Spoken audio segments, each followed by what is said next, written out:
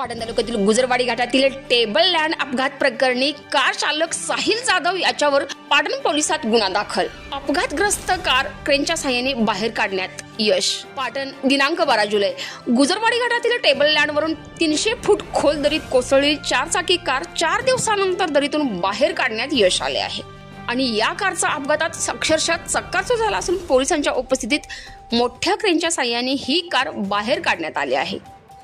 दरम्यान निष्काळजीपणाने कार चालवून स्वतः व दुसऱ्याचा जीव धोक्यात घातल्याप्रकरणी चालक साहिल जाधव याच्यावर पाटण पोलिसात गुन्हा दाखल करण्यात आला आहे। अशा घटना वारंवार पुन्हा होऊ नयेत यासाठी ठिकठिकाणी सुरक्षिततेच्या दृष्टीने प्रशासनाने आव्हानात्मक सूचना फलक लावणे गरजेचे असल्याच्या प्रतिक्रिया पर्यटकांमधून व्यक्त केल्या जात आहेत।